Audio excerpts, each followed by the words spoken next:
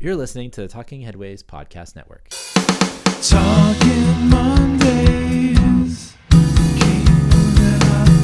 Keep moving on. Talking Mondays. Keep moving on. Keep moving on.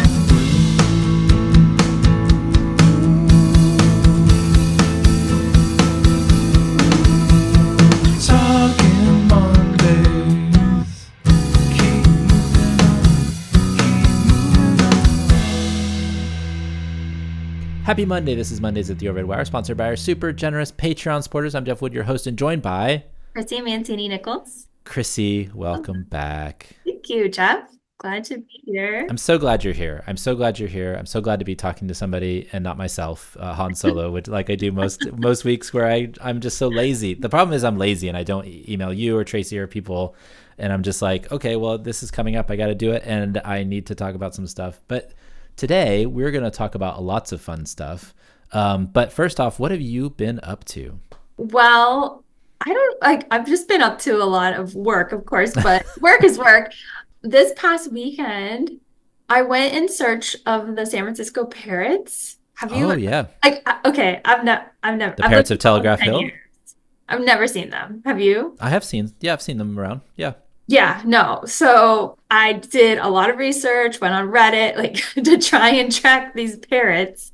Bob came with me. Okay. That's a good companion to go hunting parrots we with. walked 8 miles looking for the parrots. We didn't see any parrots, but I haven't given up hope. Nice. Well, my SF City, we had a jersey last year, the SF City. We're sponsored by Muni now, so we have that Muni on the front. But we had Hollis Callis, he drew a really cool uniform, and they had the parrots all over them. It was really pretty. It is our official city mascot. It is, yeah. Yeah. That's awesome you went hunting for them. I have seen them just randomly, it's just random. Like I would be in North Beach or something and they just kind of were around. So it's just, I wasn't going looking for them. I don't think they want to be found that way, maybe. No, clearly they don't. They're people. What spurred you on that adventure? I don't know. Well, I haven't been to Coit Tower since probably I've been 22. So I kind of wanted to walk up to Coit Tower, and then I thought, which I go over there a lot, but I never walk up to Coit Tower. And I thought, oh, I really want to see these darn parrots. I've never seen them. They're elusive, and so I went on a quest. But yeah, I feel like that's something people wouldn't know about unless you're steeped in the city. Nobody's gonna. They'll talk about cable cars and the Golden Gate Bridge, but nobody's gonna talk to you about the parrots necessarily, right? If you're on a vacation, nobody's oh, you gotta go see the parrots, or because you can't it's just randomly you'll see them. But it's a thing. It is a thing. It is they're there. And I got into the history. Do you know what's the history? How do they? Well, they people say they just fell off they came here. They fell off a boat. Like all those sailors with the gold rush, they just fell off the boat. They were in transit and they got out. And different species mated, and they formed, our special species of the parrot, and now apparently they're going to Transamerica and hanging out in the redwoods. But I didn't see them there either. But I will say, it was a beautiful day, so it was nice to. We've had some nice days lately. This morning wasn't great, but pretty nice days. Yeah, generally. It feels like we're I know. in spring. Sometimes I was thinking about that. I was looking I was over by the Golden Gate Bridge, and I just thought, this looks like a painting. I mean, it just not real. But it is real. But yeah. It's so funny. I was just reading an item, and we'll get into the other items in a bit. But I was just reading an item for tomorrow's newsletter, and it was some guy in the Guardian. He was saying that the Trump wanted to do some tariff on film production. Yeah. And he was saying the movie makers don't want to stay in Los Angeles to make movies if they can go to Bulgaria or some other exotic locale that doesn't require them to get in their car and sit in traffic all day to go to some soundstage. They want to go abroad. So if you want to bring movie making back to California, don't do it through punishment. Make Los Angeles a better city. Make it somewhere where people want to go. And I was well, they could do more movies in San Francisco. People want to be here. I think anyways, and it's pretty nice. You can take Muni most over the city. And I just was thinking about like how great it is to like to live in San Francisco and how lucky we are. I It's know. such a I beautiful city. know. I wish more people could just afford to live here. I know it would Right. be great, right? Like it would be great if we built more housing and we allowed more Yeah, people it's actually to be here. something I think we need to talk about today. Yeah, we'll. I'm Like sure I'm we kind will. of I'm sure fed we up. will. Well, let me do some ads and then we'll get into that stuff, all that stuff that we have to talk about today. Thanks to everyone who's ordered Bus and Bike scarves. You can order one by going to theoverheadwire.com or email me at theoverheadwire@gmail.com. The bike only knit scarves are back in stock. Also, we want to thank everybody for supporting the show on Patreon, patreon.com/theoverheadwire, or buying books off the bookshop site, bookshop.org/shop/theoverheadwire. You don't even have to buy any of the books that are in the small section of books that I've put up that we've talked to the authors of. You can buy any book in our shop and it helps us out a little bit. You could also order a Cars Are Cholesterol t-shirt, mug, or whatever you want at tpublic, bit.ly/Cars Are Cholesterol, all that stuff. And so we also strongly suggest signing up for the newsletter. This is episode 171. Chrissy and I are live and in session. And before we get to the show, of course, you want to get this on your podcatcher of choice: iHeartRadio, Spotify, Overcast, Pocket Casts, Apple Podcasts. Sorry for SoundCloud listeners. I just canceled that service because only like 2 of you were there. So listening to the show, many Thank you. more on all the other services, but SoundCloud was not. I was not going to pay $150 a year or whatever it was just for 2 listeners to listen. I'm But we sorry, appreciate you. but we appreciate you. You can come to the other ones. It works out. So the news. Here's a few stories that piqued our interest from the newsletter over the last week. Obviously, I did a Monday show last week, so this is the last week of news, which is really, really great. We have a lot of really interesting things today. And since Chrissy is here, we're going to focus on a couple of interesting items that I thought she might be interested in as well. So should I start with losing interest in buying cars? Why not? Yeah, okay. Why not? Let's just do it. Americans are losing interest in buying a car. Rising costs are prompting some to reconsider car ownership in favor of alternatives like car sharing, transit, and micromobility. Climbing insurance rates and prices for new and used vehicles will only be exacerbated by Trump's tariffs on foreign-made cars and parts. Unpredictability only makes cost uncertainty worse and may drive more people to alternatives. This was by Julia Carbonaro in Newsweek. What'd you take away from this one, Chrissy? Well, I do agree that a lot of this is just consumer sentiment right now. And I think the average price of a car is $47,000. Insurance is increasing. So are people just trying to figure out like what's going on with tariffs? Nervous about the economy? I've personally have been talking about this stat, the percent of 18 and 16 and 18 year olds that have, either gotten their license or bought a vehicle has gone down, over the past 20 years. I remember talking about it probably 15, 20 years ago. Um, but I think it's, for most people, I mean, a car is a necessity. And what I saw in this article, the one stat I was interested in is so the Pew survey in 2024 found that 1 in 10 Americans seldom or never drive a car or other vehicle. But the share of non-drivers went up to 2 in 10 Americans, in for those people living in urban areas. And I just thought to myself, that's it? Like 2 in 10? Like that should be 7 in 10. Like I just that boggled my mind that in the dense areas where we're supposed to have better urban areas where we're supposed to have better transit, we're just not providing that where people still need to buy a car. I'm wondering. I didn't see the stat and I didn't see the questions, but I'm wondering if that's like people like me who I don't have a car, but I can drive one, so I'm not a non-driver necessarily. But like in cities, I'm sure there's plenty of people that have cars or can drive. I mean, you are in I the have a same boat, car. right? You have a Yeah, car, I just never drive. but you I never drive drive if it. I like go on a road trip. Yeah. And so Anna Zivarts was on the show talking about her book Driving When Driving Is Not an Option, and she's basically her numbers are like 30% of people, 3 out of 10 are people that are non-drivers, and that might be people who choose not to drive, people who can't drive, and so the numbers I think actually from like her research and all that, I think the number is actually higher in terms of non-drivers. So I don't know, I that's an Yeah. interesting stat for sure.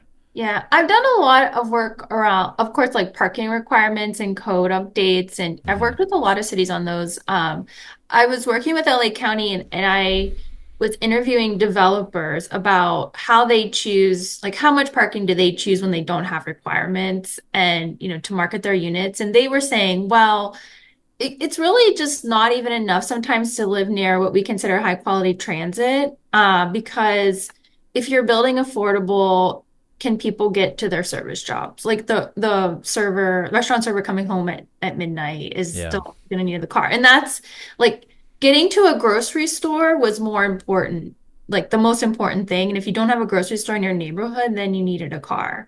It's just, yeah, I mean, it's like, what's the long term, like, the 16 and 18-year-olds are non-drivers as they get older. Like, do It's they like just then it, purchase a car? it's like the yeah, it's like the population pyramid. Like when it goes up, Yeah. like what happens in that. And there's been a lot of articles I feel like lately, and I didn't find any, or I don't remember where they were, but like we're saying like this, that's all a mirage because they do end up buying cars later in life when they need them because they might not have them early on because they can borrow their parents' car or whatever, but Yeah. or a license because they can get driven around or have access to something else. But later in life, they end up buying cars, just like people move to the suburbs. Like they like their urban lifestyle, but then they have a kid and they move away. Yeah. So there's like something that to be said about turning a certain age probably and having to buy a car or having to, Yeah. when you don't have the options. Or stages of life. Yeah, Yeah, stages of stages of life. life. And we talked with Jennifer Kent about this at the University of Sydney too. Like basically, like there are key inflection points when you can decide whether to buy or not buy a car.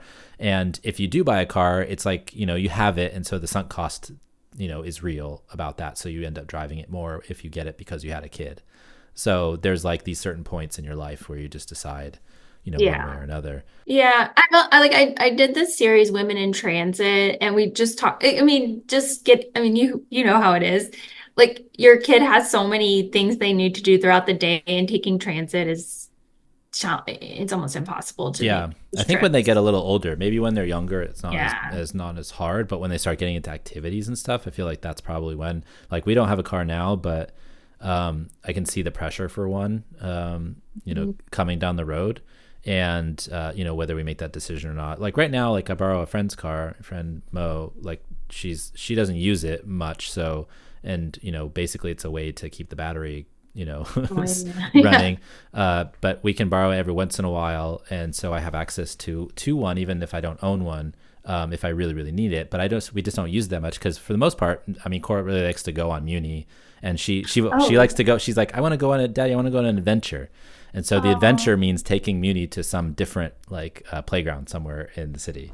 love it. Yeah. So yeah, so it's really fun, and so she always wants to go on an adventure with us, and the adventure always involves Muni or a bus or a train.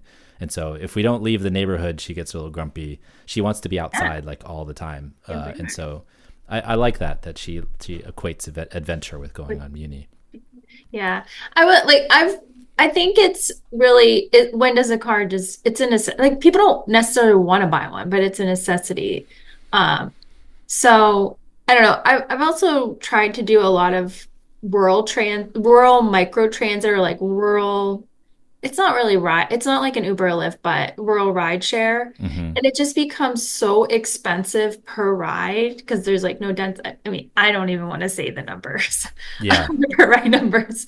But yeah, it's just how do you help people? I don't, I it's mean, like a challenge. if you look at the National Transit Database, you Oh can look yeah. up demand response and see how much per Oh, ride I know. it And these are costs. like higher than, It's higher than that. It's like well, 30. I saw like 30, 40, $50 oh per yeah, ride or whatever. It's like yeah. insane. When you think about like, but people there really need like Yeah. they can't afford a car. They rely on other people for cars. Then they don't get good jobs. Like it's just a life cycle. But yeah, I mean, it's like at some point we're like, okay, we can just buy them a car, like which I you mean, don't want to do, we've but designed our whole society around escalating prices, which is yeah, frustrating. The sprawl makes you drive. All that driving makes you higher risk for insurance companies. They charge you more for your insurance. The cars are more expensive because people want to be safer because they want them to be bigger, and so the bigger cars are harder to replace and cost more to replace, and then the parts for them are more to replace, and so that makes your insurance go up. And it's like this. It's not a doom loop down. It's like it's accelerating yeah, like expense loop up, and so it makes everybody pay more for everything. And I think it's like it's extracting wealth from people really. oh, I'll give you a personal example. I just thought, so I had to go to Mill Valley for a meeting 2 weeks ago. So I was like, I'm taking the bus. Hmm. I could have driven in 10 minutes. The bus took me 2 hours each way, and going there and back was $18 on Golden Gate Transit. And Marin Transit was free that day. I don't know why. But I just thought, oh, this is more than the bridge toll and park. That's like more than the bridge toll and parking combined.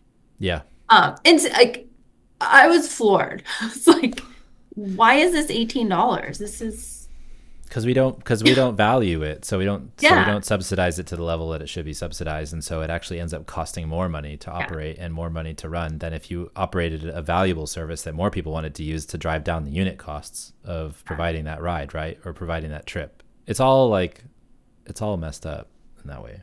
yeah. And this is why, I mean, we're talking about like, the expensive, the cost of living and the expense of transportation going up, and people are starting to feel it. I mean, this is why everybody was so excited about like the Chinese vehicles being like $10,000 vehicle or Mhm. $15,000 for that Dolphin that BYD makes. And now like Jeff Bezos and his crew are getting into building their own truck that they say is going to sell for what, $25,000 or whatever. And so just like it's ridiculous how much American car companies have, if you're in this space, they have gone and made it. What was the price you quoted earlier? It was like 47,000. $47,000 per vehicle. Like that's insane. Um, Even if I wasn't like trying to lobby against people buying cars, Yeah. like I That's know more than people I have made to. in my I know. first job. Okay.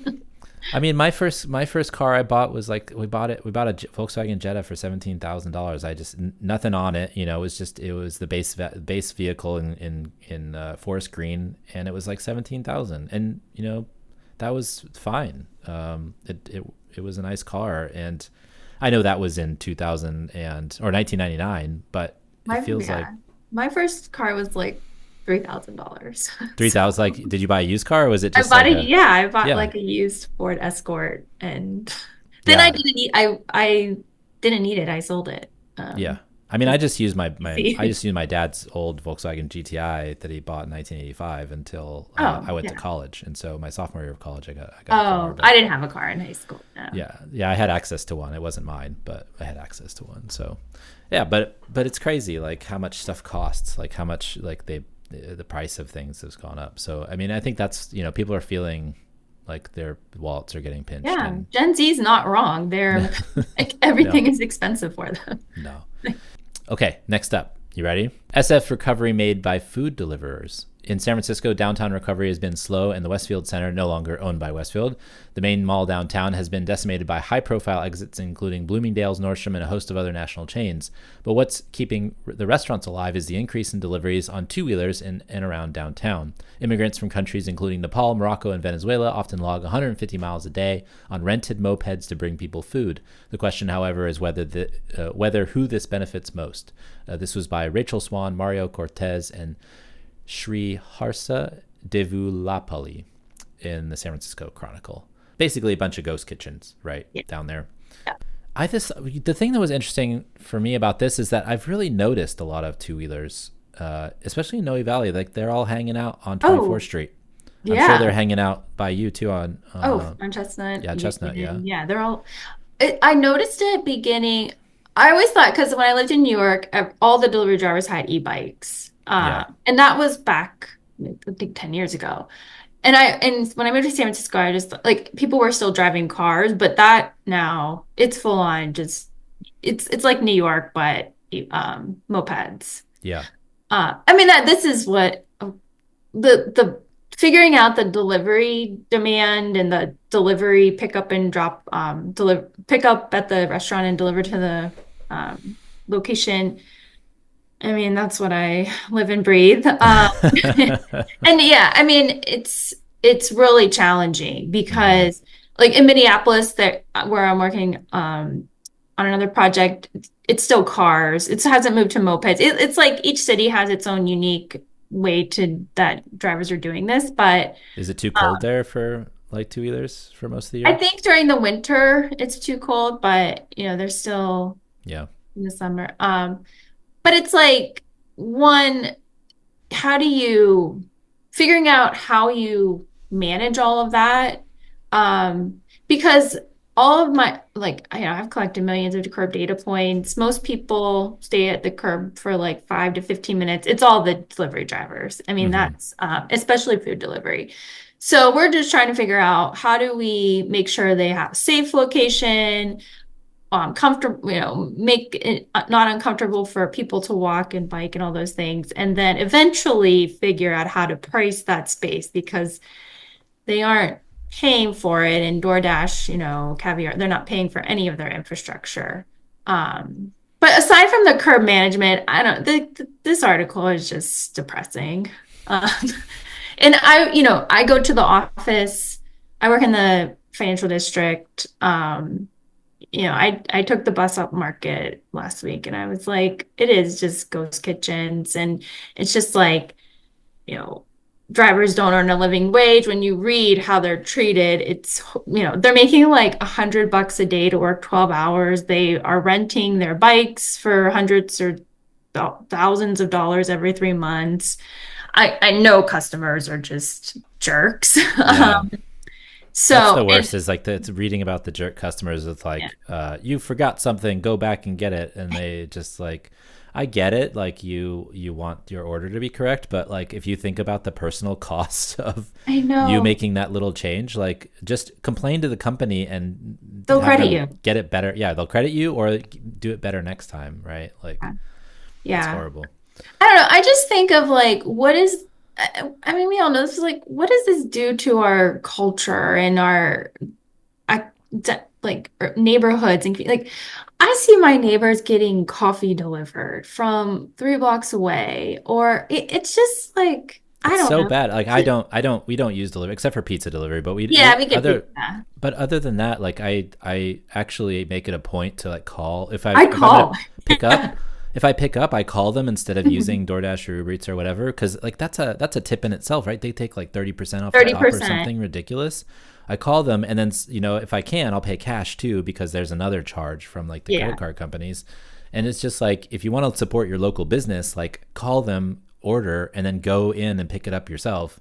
And it's really not that much if you like have local restaurants or local places to go to. Like here in Noe Valley, there's plenty of places to go and pick up, and we have our favorites and stuff, but like they really appreciate it. Like I've even had like pay cash and call, and they give me like $2 extra back, and they're like, Oh, or here. they're like, oh, They're here's like, oh a yeah, you're like here's a big couple, tub of yeah, edamame. or Like, yeah, have something extra. Like yeah. they're like, oh yeah, no problem. Like we'll get you bonus. Like it's just like it makes you feel better, but makes them feel better, and everybody wins in this Yeah. whole thing. Because, and I know the drivers are trying to make a living, and that's one thing. But like these companies are very extractive, and it's frustrating to see how much extractive they are. Like that company in the article specifically that sells or that rents the bikes out. Like if somebody gets their bike stolen through potentially no fault of their own, other than like maybe they didn't lock it up or something, but like then they had to pay 50% of the cost. So then they're like indentured servants, mostly, Yeah.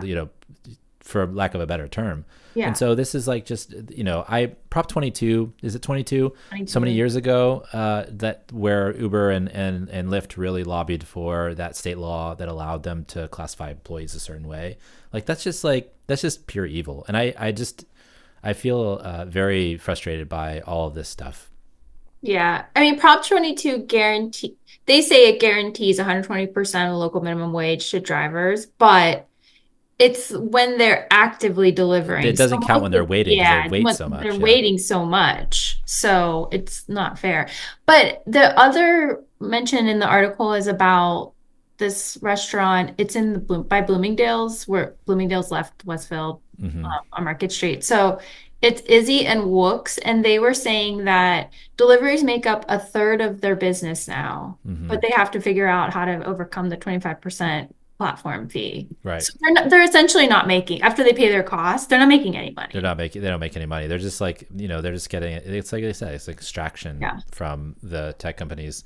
And it feels like I keep on thinking about this because I read this book on the Big Four a number of years ago, and I was reading about like Mark Hopkins, right, one of the Big Four who built the Transcontinental Railroad, and the way he made his money was the same kind of thing. It's like an extraction thing where he set up a general store in Sacramento and sold all the pickaxes and all the Levi's and whatever else to the people that were going like prospecting, right? It's the same situation. Like he made all this money on other people trying to just live or make a buck, right? And so I think that feels the same way from some of these companies like DoorDash, where like they're just like setting up the general store and like preying on all these people who want to go, you know, pan for gold, when really in the reality the panning for gold doesn't really ever work out. But they make out because they get the money from the people who are trying to you know, to do that. Yeah.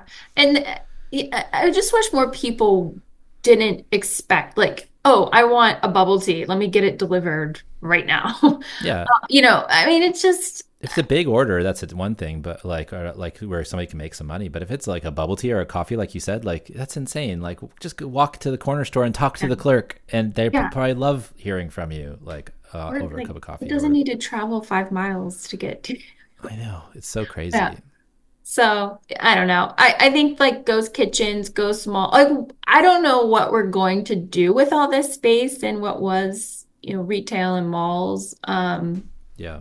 So that's like a whole nother discussion. But this, I just don't want it to be this. Yeah, I don't want it to be this either. One of my favorite suggestions was, you know, at one point London Breed was like, let's tear down Westfield and put a soccer stadium in there. It's like, that's so dumb, in my opinion anyways. But Mark Hogan was like, who's an architect here in San Francisco, who helped us actually with our house. He's like, why don't we ask Legoland to come like and build in like the Nordstrom or in the Bloomingdale's, like just make one big like theme park in there that's like attraction for everybody. You can come downtown with your kids or whatever else. And I thought that was a good idea. They should do that. Like, is Nintendo going? Yeah, to so I saw that Nintendo. Yeah, I the saw Nintendo it. Yes, store. I saw it last week. The storefront. Where is it? It's on POW, I think. Is it like where the Gap was, or where the So Old Navy yeah, was? and it didn't. I thought it was going to be a bit. So I just saw the storefront. So I thought it was going to be bigger than what I saw. But yeah, like they need to put something like an regional indoor roller attract. coaster or something, like a Mall of America type Yeah. stuff. You know, they need to go big if they're going to try to pull people back in. Yeah, And just- make it, you know, and not just that. Like you don't just need retail or like theme parks. You could, you know, there's all kinds of stuff you could do. You could have like immersive VR experiences in like the whole floor of abandoned office building, or you could do like there's so much stuff. If you put your mind to it, you could do it. yeah, you need things that people want to go to. Right. Like people don't want to go to stores to shop or clearly get their takeout. I know. Yeah, clearly those are things that people don't want to get. They just don't want to leave. But yeah, I guess they've made it so comfortable at home. But there's a lot of times when I don't want to be at home. Like I'm a homebody, but like sometimes I need to get out of the house too. Yeah. I don't know. That's what I need more about. Like, is this just a transition in our society since the pandemic? Yeah. Yeah. I think we're still adjusting to all that, like whatever that is. I don't know. I hope not. I mean, that's why I was so excited. Like past weekend, it was just every place was packed. So. Oh yeah. When it's nice out. When it's nice out, people want to leave for sure. All right. The U.S. Department of Transportation announced $54 million in cuts to 7 elite universities that were researching how to make our sprawling transportation system more equitable, or in the words of Secretary Sean Duffy, undertaking a radical DEI and green agenda. Basically, Sean Duffy cut $54 million from these universities for being woke. And I'm actually on the advisory board of the UTC at the University of New Orleans, which included the University of Utah, University of Denver, University of South Florida, I believe. So we were supposed to have a get together next week, and we're not going to have it anymore because of this. And I, as I was telling you before the show started, Chrissy, like I have no financial interest in this, whether they get funding or not. But I do care about the research that they were doing, which was transit-oriented development, transit-oriented communities. This is what I've been doing since I left grad school in 2005. And so it's really frustrating to see all this good work, go away. And just some of the so here's some ideas of like some of the proposals and I'm going to do general because I don't want to, give away their research or anything like that. But general research ideas that were coming through this: flood risk assessment for transit agencies. relationship between transit investment and housing demand, and then like the ability to get to a courthouse on transit. Like those were three of the proposals from the Center for Transit Oriented Communities that got taken away for being quote unquote woke.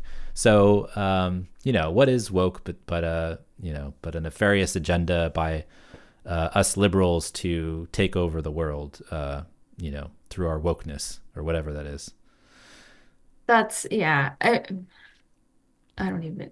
I mean, I I don't. just think Yeah. this is what we're gonna have. Like next 4 years, this is it. This is. Um, I mean, it just sucks that getting low income people to courthouse, like that's something we talk about a lot in parking policy because oftentimes you don't have to pay it for parking at night if you go to the symphony, but you have to pay during the day if you have to go to like bankruptcy court. Right. you know so it's just, I don't know. I mean, clearly there's that Unleashing America's Energy paper that is like we got to use more fossil fuels. So I think everything's going to be bad for cities, for transit. What I saw from the HUD budget proposal today is scary. Mm-hmm, mm-hmm. And, it just would basically gut housing urban development and Section 8 vouchers. And Yeah, you have a lot more so, people on the street. yeah. And I think just the language like you're talking about woke. When you think about these projects, they make it sound like there's some professor sitting around pontificating about, I don't know, equity in transit. These are actual programs studying, do we need rural car share or, e-bikes for low-income worker commutes? I think we should just realize what they're actually funding. They're not just funding they're funding pilots and actual programs. But I don't know. I just don't think that messaging gets through. And it just sounds great that, oh, we're going to, when you talk about we're going to cancel millions of dollars in woke transportation, and to the average listener, they're like, oh, yeah, we don't need that anyway. Yeah. Yeah. To figure out whether roads are racist or not. Oh, yeah. Was one of those things. Yeah. Which, some of them actually produce a lot more pollution that get into the lungs of children of Black communities. So, whether you consider that racism or not, I guess is, your thing. But I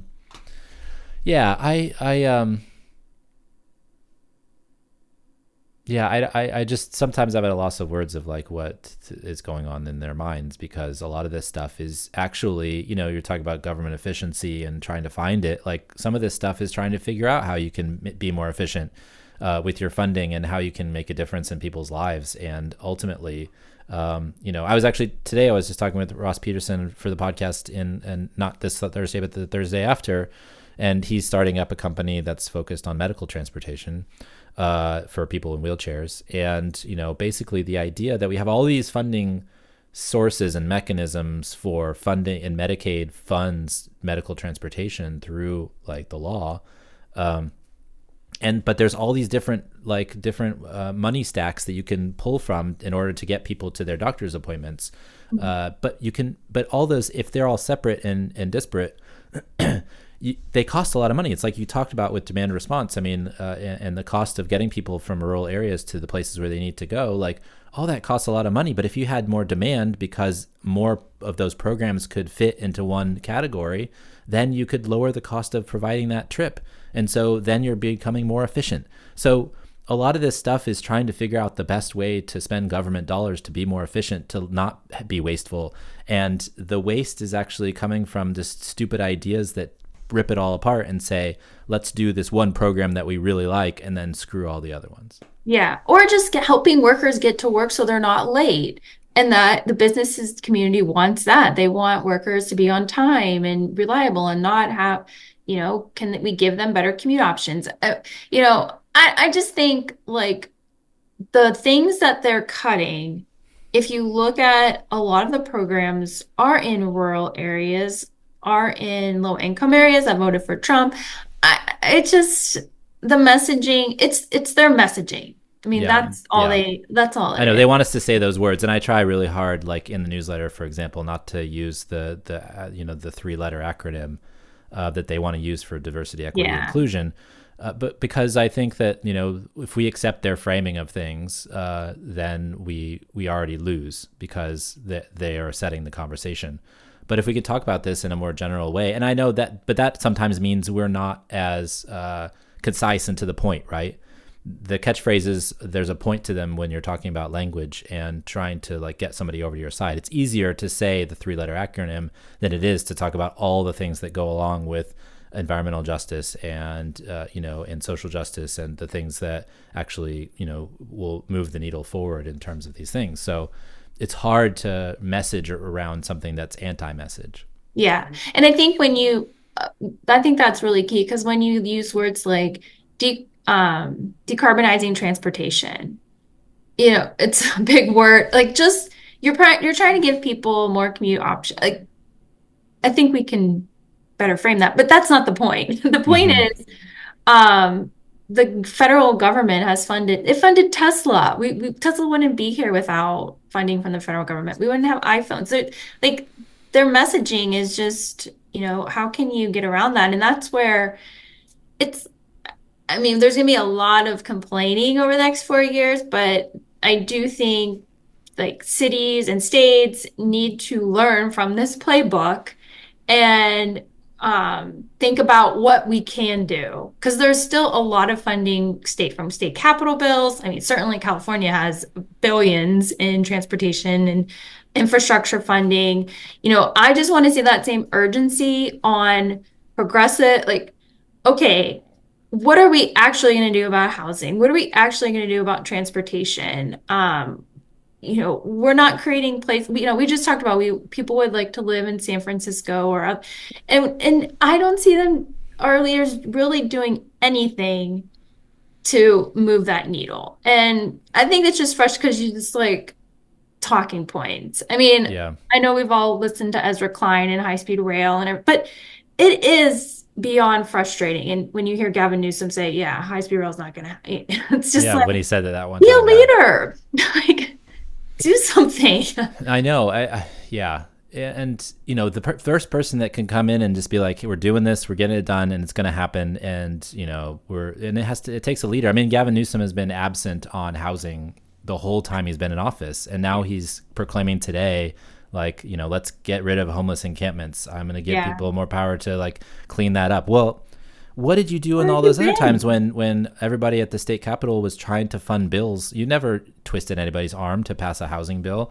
You might have vetoed a couple of the really important ones as well. And so, like, he can't take credit for all the stuff that Scott Wiener and other people have done if he didn't do anything to help him get that stuff over the edge. And so he's been really ineffective and annoying as well. And he's like, I mean, he's making a case for himself just to Yeah. like disappear from public life real quick. Because I don't think anybody on either side really cares about what he has to say anymore. And Yeah. like I ever did whenever he was mayor of San Francisco too. I mean, my friend, a friend and I, this is a long time ago, but we started like a Twitter handle, basically giving giving Gavin a hard time for proclaiming he was never going to take transit. So we've known he's the worst since he was here. But it just got amplified lately that he's just like a attention seeker that doesn't Yeah. actually want to do anything. I mean, He's I just do kind of on the appreciate one side. Daniel Yeah. Lurie rides the bus. It's good, but he also is like starting, and I know this is like one of those things, but he's also like opened up Pandora's box in terms of letting Waymos and Ubers and Lyfts Yeah. on Market Yeah. Street too. So he's also Yeah. supporting a soccer team that's not mine. Oh my God, that guy. Yeah. I don't know. I just have been like since the election, get so frustrated because I just don't understand what is the plan for creating cities where young people can live and thrive. And it's like I don't want to go, it's like Prop 13. I was thinking about it from a perspective of just my block. Mhm. And my block is like most blocks in San Francisco where you have like duplexes and single families. In the middle, you have 3 and 4 story more probably rental apartments on the corners. And when I just started counting. Okay, so there are 10 duplexes or single families on my block, not counting the corner rental that have like, maybe 20 units.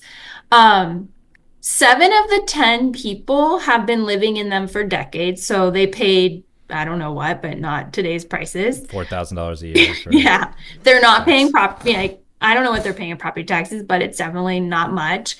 Um, from what I can tell, I may, except for maybe one person, I don't see them walking to or going to the restaurants or the stores or like go, really being outside and being like part of a community.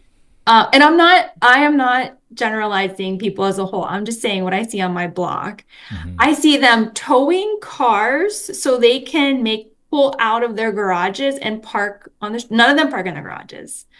Um, so overall, if you just think about that block level, and I'm not saying we want to kick people out, we can do things like, because they can't afford their property taxes and they have to get forced out of their homes. I mean, in Illinois, we had a circuit breaker for seniors for property taxes, but so they didn't they paid based on income. But that's on just that my block, it's probably 800, 900,000 in property taxes that aren't collected every year because they're not paying property taxes on the market value. And multiply that by thousands of blocks, and that's why we can't fund muni. We can't we can't do all of these things. And it's just so frustrating. Like SFMTA wanted to add parking meters to my neighborhood. I mean, I've never seen this. It was like they were trying, I don't know, killing whales or something. Like, I mean, people, Yeah. like, yeah. So it's just, I don't know. I don't know what progressives really want, or progressive leaders really want when Yeah. they aren't out there really trying to be progressive leaders. Maybe they're not. Yeah, that property tax thing is really interesting. I think actually, like, if it was more normalized and equalized between properties, and like you said, I don't want anybody to get kicked out of their house. No, yeah, of course. That's not what anybody wants. And I think that's one of the reasons, one of the big reasons why Prop 13 was put into place is so that people could, age gracefully in their houses and not be But not displaced. like transfer them to their family members and just never have to pay. Well, that too. But I mean, I'm just thinking like, um, if you equalized everything a little bit more, you probably actually people would be paying less property taxes overall because of the really really low rates that a lot of people in places like San Francisco who have been here since the 60s and 70s are paying. And if they want to stay here because they like it or they like the weather or whatever, that's fine. But Yeah. there are houses that one house is paying 2,000 a year and one house is paying 24,000 a year in property taxes, and that's just like it doesn't seem fair at all to anybody. Yeah. And It just like doesn't you make can, sense. even if you can afford, like most people can't even afford to buy a house or like condo or anything in San Francisco. So Yeah. like there's already that hurdle. But when you just think about your community and your city and what you want out of it, and how do you want young people? Do you want families? All of these things, how do you create a thriving place? And that's the thing is like the people on Valencia have been complaining about the bike lanes and saying those are the things that are taking away the business from them. But it's not that. It's actually the housing market that's been taking away young people that actually go out and go Yeah. to, late night meals or clubs or things like that. Like I have a 3-year-old. Like I know that I don't go out as much as I used to, but when I was younger and I was able to, like I was out all the time and patronizing all these businesses and going out, and I do miss it some, but it's like a different stage of life. And so you have to allow for that to happen where people, evolve, but also you want to bring in fresh blood so that you do have those places that were always those places and people can always go to them over time. And so they don't just flame out when the generation flames out. Yeah, exactly. Like I was at a public safety meeting and I just heard, well, they want to build 14 stories on Lombard. And I'm like, so, but So, yeah, so who do cares? you want that storefront to be vacant forever? Like, who do you think's going to go to these places? And that I saw somebody on, and I think it was some YIMBY person, but like I saw them like if California cities want to just print money, just build more housing. Every one of those new units you sell them, Yeah, you can get the property tax that is the most level, yeah, right? So any new housing you can build is just free money for the city, from a property tax perspective, and the county and the state. And so it just doesn't make any sense that people wouldn't want to like, and maybe we should make it so that like if you allow more housing units, you get some bonus back or something. I don't know, but like they're just gonna, and like right now with LA, they are talking about like cutting all their services, cutting staff and stuff like that. All they need to do is would have allowed, they wouldn't have to cut anybody if they would allowed a few 100,000 more, or a few 10,000 more housing units, because they would have plenty of money to pay all their staff and everybody else. So it's all self-inflicted wounds at this point. Yeah, From that and it's like perspective. a long because I do think there are issues right now with the commercial lending market and Hmm. interest rate, things that obviously have an effect on it's not just permitting. Right. And I do think the city is trying to, make permitting easier, but this is 10, however many decades ago, we wouldn't have this problem Yeah. if we didn't. 1979. Yeah, yeah. 1979. So good Smashing Pumpkins song, by the way. Oh my, yeah. But yeah, I mean, let's look you can see the Trump administration, they just do things like they don't care. Yeah. I'm not talking about doing the things that we don't want to have, Yeah. but The evil stuff. Yeah. but at some point we have to just rip the Band-Aid. Right. And do stuff and do some stuff. Right. Like, cause I think if there's some lead, like I said, if there's some leader out there that wants to, cut through the bullshit and get stuff done and maybe crack a couple eggs and sometimes that's okay. But, for things that are good and the public good, not necessarily Yeah, like not not cutting. breaking Like, the Constitution. That I don't want that, right. obviously. Um, should I? It kind of segues into this next discussion about climate change. So let me go this direction. So I have two items for this one. Florida's housing market is not responding to climate impacts, and the second one is reversing climate apathy. In what some experts call a climate denial bubble, prices for houses in Florida continue to increase despite rising risks from natural disasters and subsequently higher insurance rates. Real estate agents and experts suggest that the market is a long way off from responding to the threat, but when it does, it will be a slow leak rather than a fast exit. Buyers believe they'll be gone before the worst happens, choosing to take that risk anyway. This was by Alex Harris in the Miami Herald. And the second one is scientists have found that some messaging can break through climate apathy, especially when presented with binary choices, like whether a lake will freeze or not, instead of long-term trends that shown in charts and graphs. The key is highlighting clear, concrete shifts rather than slow-moving trends. This was by Kate Yoder and Grist. And so these two were popular items in the newsletter, but they also tied together, I feel like, because the frog in the pot metaphor is somewhat apt for some of these folks. But if you give people a really strong impact, they might actually listen to people making climate decisions. Yeah, that Grist article I thought was, well, it's near and dear to my heart because a couple years ago I was like, okay, I gotta learn in design and I gotta learn how to make graphics myself, because people just aren't gonna read. They need to see something. I loved the visual, the very binary visual of these 2 points. This is when the lake stopped freezing in the 90s and like clear red and blue, and this is where you see that we've had warmer temperatures. I mean, Yeah. I used to ice skate I don't even know if people do that anymore. I mean, maybe in Minneapolis or like really cold places, but I just thought, like, do kids care because they never ice skated on a lake? They don't Um, know anymore, maybe. yeah, they just don't know. So I really thought, it's a good way to think about like how to present the data. And, I think we have to do better at that. The home prices in South Florida, um, yeah, I just think people don't see it's a I think the average people own homes for about a decade or 12 years on average. They don't think it's going to impact them at this moment, and a house is worth something that someone will pay. So you have a lot of wealthy people that are able to move from the northern warmer or colder climates of Florida for it's cheaper to live there. They don't have high taxes, all of these things.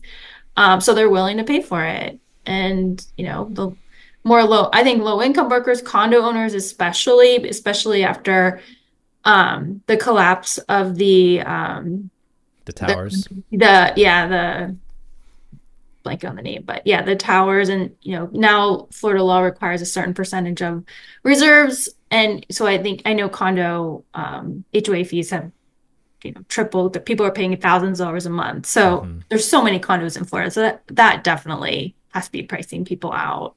Yeah. Yeah, I guess there's a binary here in San Francisco. The earthquake's coming, or it's not here. It's not here, and so I feel like there's really not much you can do other than protect your house by building, so doing some earthquake retrofitting and things like that. But the slow burn of maybe we'll get a couple more hurricanes through, or maybe it'll come every year. Just feels like it's not changing anybody's minds, and people keep moving there to Florida, and so. I'm kind of more risk averse than that. I feel like I'm the person who, when I moved to San Francisco, I'm like, okay, where are you're actually in a liquefaction zone, I think. Oh yeah, I am. Yeah, yeah. I'm dead.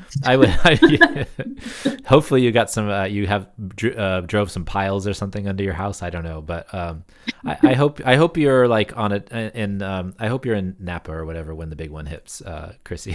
I'm worried about you. I'll be in Ohio. You'll be in Ohio. Yeah, you'll be in Ohio. But I told a friend, I was like, don't live in the marina. Like, I'll give you maps. I'll show you where you can and can't live. And just don't go there. And flood zones too. There's flood zones in San Francisco, surprisingly, in some of the hills areas and some of the places around Valencia Street. There's where the old creeks used to run. There's places, and so I'm like, okay, with this house, like where I'm up on the hill, I don't have to worry about that. It's been here since 1892, so then the earthquake risk is less. I'm gonna retrofit it so it's even stronger. So I feel pretty good about it, but I wouldn't go. I mean, for Florida, with all the flooding and the sunny day flooding and all the loss of drinking water from the aquifers and the sinking cities and all that stuff, like all that stuff is just flashing in my mind, and I just can't see how people would not be paying attention to it. But I guess that's how it's going in the South Florida real estate market. Well, so I kind of dug into this, and I have some colleagues that live on the coast there. Mm-hmm. So definitely there's data that shows that, like Zillow data that shows that like prices in Florida have increased. On the coast, the average home has increased 50% in the past 5 years, which seems crazy. But there's a bunch of people moved to Florida during COVID. There's a lot of labor needs because of all the hurricanes, so that's causing housing to spike. But I talked to a colleague of mine, and he sent me this morning in a realtor newsletter he got, and it said. The headline was Naples, Marco Island was the ninth most expensive housing market in the country. 8 of the 10 were in California. Mm-hmm. But it said Cape Coral, Florida, Fort Myers, they saw a decrease of 3.6%. Punta Gorda saw a decrease of 6.8% in housing values. Days on the market have grown. And Zillow also, I mean, it's just kind of mixed. Zillow said that from October 2023 to 2024, there was a 10% drop in home buying. So I think there's just like a lot of mixed data. And if you're wealthy and can afford to just like pay cash or not worry about the risk, you're going to go for it. Because I'm sure interest rates and other things probably affect your buying decisions much more. So I don't know. I think, again, at some point those homes are going to be in the water. So, is that going to happen in 50 years? And people just right now, it's just not an issue. Yeah, the sea level rise part. I mean, 50 years. But I would worry about groundwater and some other stuff. Oh, yeah. And, there's just like all kinds of like flashing red lights. I'm curious, like I wanted to ask you about this. I was like, when did you first like start like thinking like that climate change was real? Like, what was the thing that like kind of triggered your interest in the subject or made you start thinking about, this is real, and so I need to start thinking about it and focusing on it a little bit more than I had before? Well, I think it's more, when I was younger, I would hear about polar bears. Mm-hmm.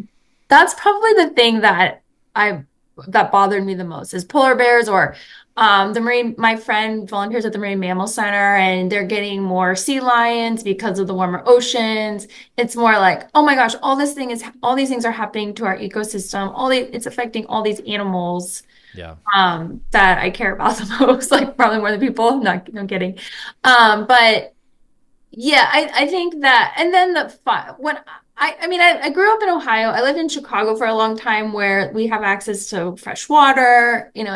Climate change is not as much of a like in your face issue there, but fires. When I moved to California, it was like, wow, this is Yeah, I was just thinking, I was trying to think about that too, and I was like, you know, the orange sky day, or the day yeah, that 5 inches of rain came down and my basement flooded a little bit. Like those are big days. But I think it was like, I watched a lot of college football like back in the day, and I would saw the Cal game, and they were like whether they were going to have it or not because of the particulate matter in the air from some of the fires in like 2016, 2017, those times. And I was just like, and then it kept happening year after year, and you're like, this isn't normal. This is not like something that's should be happening.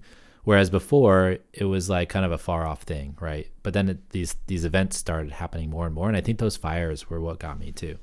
yeah, it is. So, like I talk about, I do a lot of work in the Central Valley, and last year I was there in the summer, and I just felt I did not feel good. And I said to like the trans agency that we were working, I was like, "Gosh, I like just I don't know if I have allergies. Like, what is?" And she's like, "Oh, it's the air quality today. Yeah, don't you probably don't feel good because you're breathing."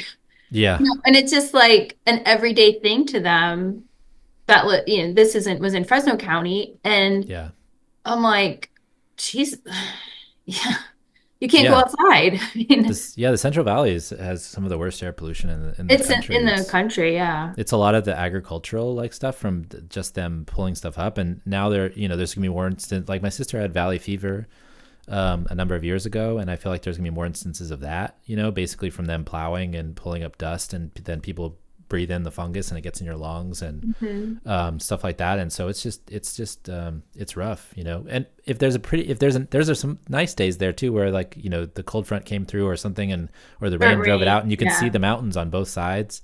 It's beautiful, but in the other beautiful. times it's a little bit tough to breathe because the particulate matter is so high from a lot of the agricultural stuff.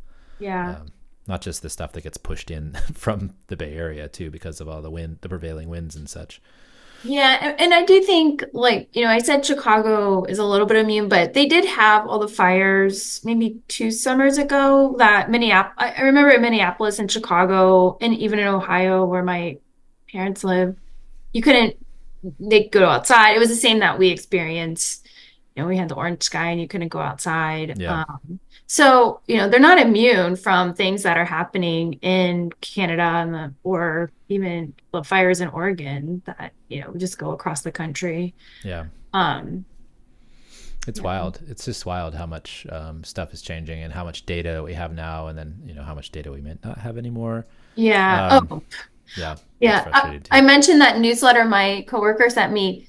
The next article was about a school that had to be rebuilt for 130 million because it got crushed in the last hurricane, and Hmm. how the kids had been in a temporary school for 2 years. And it's just like, one, you just spend so much money on rebuilding, and Yeah, it could be going other things, but also like how much it disrupts kids' lives because they can't be in their school or I mean, I did read that the investor market has gone down in Florida.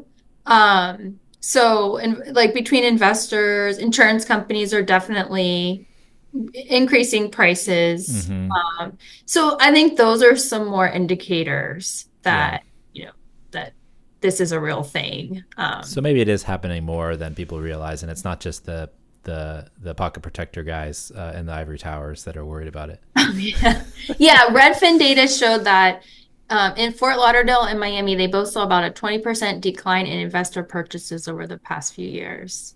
Yeah, So, I mean, yeah, I think it is um, more of an issue than anecdotally. I think that there's lots of, anecdotal stories yeah.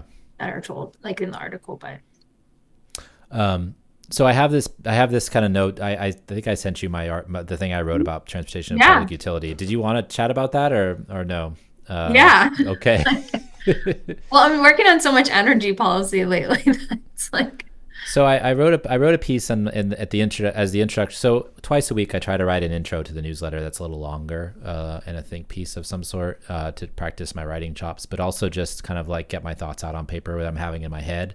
And then last week I wrote one about transportation as a public utility, but one item of it, which was using energy that's generated by a public utility to fund, to build electric car chargers and use the money that would otherwise go to oil companies for energy for moving vehicles, the profits and stuff that usually leave a community, and use that use that money to support muni or other transportation priorities that a city might have. And so that's the basic gist of kind of what I wrote. But I'll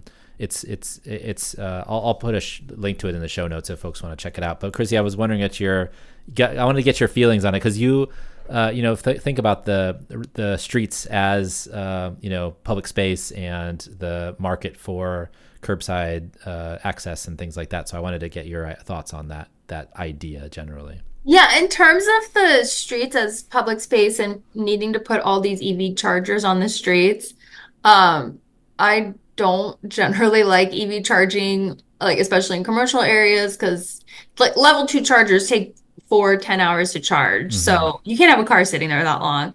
I think they're starting to, what you're talking about though is like the public utility. I mean, we have 40 public utilities in California. Mm-hmm. I work with some cities that, Like Pasadena has one, for example. yeah, Alameda, Anaheim. And I've done some of these microgrid studies for transit agencies, and working with PG&E versus the public utility, it's like, wow. Yeah. So could San Francisco create its own public utility? They were talking about it. They were talking about taking back the infrastructure from PG&E and creating a public utility for the city, basically making its own SF utility. And so if that were to happen, and then maybe it could be one of these utilities that's like what happened in Burlington, Vermont with Miro Weinberger there, which is really, fantastic what they've been able to do in terms of, going towards net zero, and the public utility being a major part of that. But I mean, it's just kind of a general. It's the next level of like the energy discussion, and the public chargers is kind of like a next level discussion of this public utility discussion about roads. In that roads are the places where we run we have people and package deliveries. We have all of that, the stuff we talked about earlier with the DoorDash and Uber Eats, but also UPS and FedEx and Amazon and all those new trucks out there, basically, taking up a ton of space on our roads. But also you have delivering people. You have the electricity infrastructure that travels on streets. You have all the stuff that's either in underground or overground wires. You have cable companies who are delivering transportation from a different perspective on our public rights of way, which are streets. You have the water infrastructure that's leaving and coming into the house through the sewage system and then the water system. You have, the green lungs of a city, all of the trees and everything that happens, that's along those public rights of way as well. And so you have this huge ecosystem of access to utilities, access to public goods, access to deliveries, everything else on this one strip of street, but we don't necessarily charge the market rate for using it. And so it's, I feel like it gets used, but the value that is created by others doesn't come back to the communities that invested in that additional infrastructure, if that makes sense. Well, it is my mission in life to figure this out. No, I mean, this is what I work on most days. Is like, how do you charge for all of this? Who is willing to pay?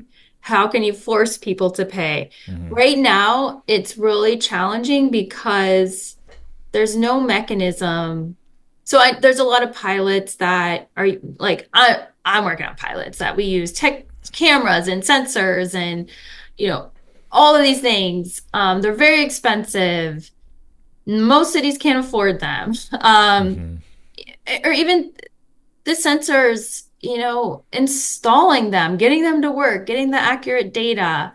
It's really challenging, but it's all pilots. I mean, this is what we're doing. This is why we do research. Exactly. Why you want federal funds to do research to see if it works or not. To see if it works, and for the long term, then to figure out how to charge people. Like, I've worked with cities where we're trying to link up the camera AI to the DMV so that we can invoice UPS. And UPS and FedEx have spent hours in focus groups with me and my colleagues, and really want to help figure this out. I really see them being earnest about it, and like, yeah, their drivers are just trying to do their jobs. Yeah. You person are ordering that coffee from, a few miles away. Like the consumers are demanding this. The drivers are trying to do their jobs, and we're just trying to make it all fit. But I think it's a lot of like the residents push back, of course, and it's just making the technology work. And how, so like that's the point of these smart grants. I don't even want to say the name. I don't want them to I can cut it out. These are the point Oh of these no, it's grants. fine. Yeah. I mean, the smart grants are really about figuring out for the curb management piece, how do we get the technology to do all this? And the second piece is, whoever doesn't get a smart grant, what can you do to start charging these companies? Like the EV charging, I love that. So the chargers that you referenced from Detroit, it's electric chargers. Hmm. I think that you referenced that in your article. I think so. Yeah. Yeah, so they are just pulling energy from a building, and then they're paying the building for that energy, and people have to pay the charge, to charge their cars. It's not free. Um, I really like that model if you do that on residential streets or, Yeah. places where people aren't, trying to all go and be in one place at one time. I mean, that's a good point about commercial versus residential.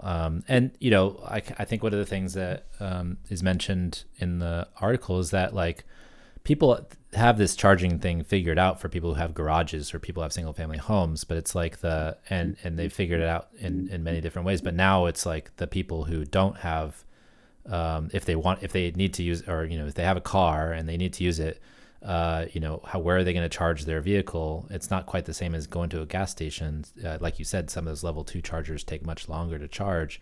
So like, what's the infrastructure look like? And then there's the whole fight about whether you even want a charger on the street, whether you're tired of cars taking up this precious sidewalk, or cars taking up parking resources that could go to a bike lane or could go to pedestrian space, right? Like I know that there's probably a bunch of people yelling at the podcast right now, being like, "I don't want any chargers on the side of the road." Right? I don't want any disagree. of that. So. Yeah.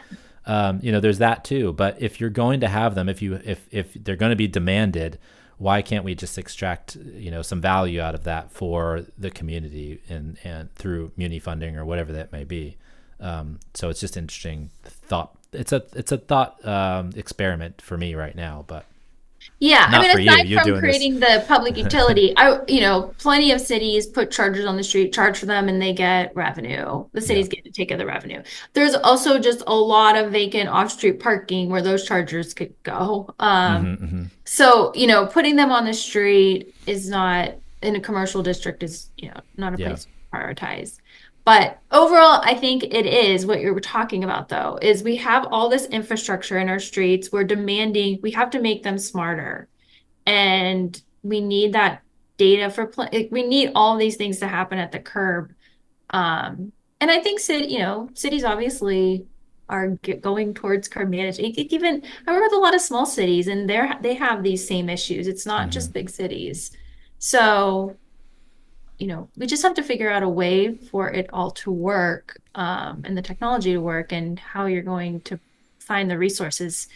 Like it just takes a massive amount of resources to implement curb management plans, and how can cities do that on somewhat low budgets? Yeah. Yeah. Well, Good thought. what's that? Well, I was joking I was making a joke to myself because I'm working with all these transit agencies on EV transitioning. That's a whole, and the fact That's a that whole we're other getting can of all worms. this money for EV buses, like, can't we just fund more service? But they kind of joke that they should become a public utility because, That's what I'm talking about. yeah, And then they should be the provider if they're going to have these bus barns and make this investment in this huge amount of electrical infrastructure that they have to, because it's not like plugging into a wall. It's like it's a massive amount of power that they're drawing from the grid. so they And can't even plug in because the grid does not even support. There are transit agencies that can't charge their buses. They Right. buy buses that sit there because the grid doesn't support them. yeah. after a few years of this, I feel like I'm moving towards like I think Jarrett Walker said this, where he's like we should just run service and not worry about electrifying the buses, This is and another my because rant about progress, like just fund service. yeah, Stop funding the buses. but it's the same thing in terms of like all these as Klein says the everything bagel, right? I think it's his saying, the everything bagel liberalism, where like you try to do everything with everything. It's the same thing we've been dealing with TOD forever, where everybody wants the affordable housing, they want affordable retail, they want parking garages, they want all this stuff that there's no money for, there's no mandate for necessarily, and it doesn't pencil for the developer. So how are you going to make it happen? You have to give them money, but why don't you just let them build housing and not worry about anything else? It's the same thing with the buses. Like, why don't we just have transit agencies run service and then let other people worry about everything else? But all this stuff is interconnected, right? Like we talk about healthcare, we talk about housing, we talk about transportation. All these things should be subsidized, funded in some way that makes sense to where they all intersect with each other. But the way to get there is not really ever clear. And so I think that's part of the frustrating thing too, is like, how much do we put on one thing versus another? Like how much healthcare funding do we put on medical transportation versus maybe we should just have a better transportation system that works for more people? You're always going to need, ambulances and things for special instances and wheelchairs and stuff like that. But maybe if you had a better, better city design and you had a better transportation system, you wouldn't have Medicare paying for transportation for, people to get to their healthcare appointments. So all these things are like kind of going at cross purposes, even though they have the same purpose in the end. Yeah. The amount of money we're spending on the transition to zero emission vehicles, if we just funded better service, people would not be in their fossil fuel cars. So they be on the bus and we reduce emissions. Like we Yeah. reduce more emissions. I mean, it's what we're doing to transit agencies and the stress we're putting on them to do this is just It's not. not just this though. It's asking them to deal with the homelessness Oh problem. It's yeah, asking them to everything. deal with like the energy, it's asking them to reduce emissions. It's asking them to provide services for certain populations. It's asking them, we ask too much. There are transportation providers. And I used to be frustrated by people that said, we're just bus agencies. And we're like, no, you have more responsibility, but it's also our responsibility and to push the other agencies to do more of their job as well, whether it's Yeah. health and human services, the homelessness services, the whatever else it is, housing, etc. Like it can't all be on the transit agency, which I think people have lumped that on, and then the transit agency gets blamed when there's trouble on transit because people say, and then people are afraid to ride the bus the next time or whatever. So it's a death spiral of our own kind of infliction. So yeah. Oh, we could talk about this for hours, I'm sure. But this week and every week, I want to thank our generous Patreon supporters. You guys are awesome and keep the show going by listening and supporting each month. This show and Talking Headways wouldn't be here without you, so thank you very much. You can support the show by going to patreon.com/theoverheadwire. $2 a month will get you some stickers, a handwritten note, and a really cool train station stamp. And $10 a month will get you one of our transportation scarves. If you have a listener question or a comment, feel free to email me at theoverheadwire@gmail.com or any of the social sites where this podcast appears. Puppies and Butterflies is part of the show where we're talking about something fun, interesting, or maybe it just didn't fit in other sections. Chrissy, do you have Puppies and Butterflies for I today? actually have a butterfly. Okay. It's an actual butterfly. My husband sent me an article that's because I've been taking my dog on these super long walks to tire Uh-huh. him. So he said this article is for your walks, that this butterfly that had been extinct is now back. It's called the Coast Green Hairstreak Butterfly. Whoa. A group, Nature in the City in San Francisco, has helped it come back to population, and you could see it like in the Presidio, the Sunset, Golden Gate Park. They're very small. They're lime green. And when he sent this article to me this morning, it was so strange because I was on the bus last week and this guy was standing next to me and he had the brightest green caterpillar crawling up his leg. Uh-huh. And I've never seen a caterpillar this green. And we were like, oh, he can't take the caterpillar off his leg because then it'll get crushed on the bus. And so we had to like just watch this caterpillar climb up his leg the whole time. And then I mean, I thought maybe it's it's going to turn into the hair streak butterfly. I mean, never know. Maybe that'd be I awesome. know. It was just like, whoa, that's a nice little thing to think about. And I think I complained last week on my puppies and butterflies about the squirrels eating all of our rosebuds. We didn't get any on one of our biggest rose plant. We didn't get any. We got one. We got one flower, Oh, and usually there's hundreds of flowers on there. But the squirrels are so hungry right now that they ate all the buds before they could flower. So that's so hopefully there's some good butterfly food somewhere else. Some good hummingbird food somewhere else. We have other flowers in the backyard that the squirrels don't like, but They just attack yeah, my roses are really blooming now. yeah, they're probably really great. May, like the early May is like the best time for Yeah. the roses in San Francisco, I find. But yeah. I know, and you can't leave them food because then they'll just keep like other food. I know, because then they'll just eat They'll that just and then that, and they'll eat get that. fat, and then they'll just, yeah, it's not, it's a bad cycle. I know. I once planted like an entire, I spent days actually, and then deer ate all of it the next day. Oh man, But I don't know. yeah, that's rough. That's really rough. Yeah. I'm so mad sometimes at the animal, but then I love them at the same time. I know. They I make tried all those everything good. things like chili pepper and I don't know, all I was the pouring like chili powder on there. I it did some doesn't work. Cristal sauce, which is like Oh, a nice. Louisiana hot sauce. Yeah. I put all that stuff on there. I don't know. Maybe they've stopped, but they also bit the tops off of some other flowers too. So we have like 8 stalks of a flower that like just never flower. Just like the stalk is just like it got snipped. So I hope I get to see that butterfly. Hope they'll come over here. Sometimes we get generals and monarchs and stuff like that. So we'll Mhm. see. My puppies and butterflies. I'm just, I'm a Star Wars nerd. I've just been watching Andor, and I think tomorrow is the last 3 episodes of the series.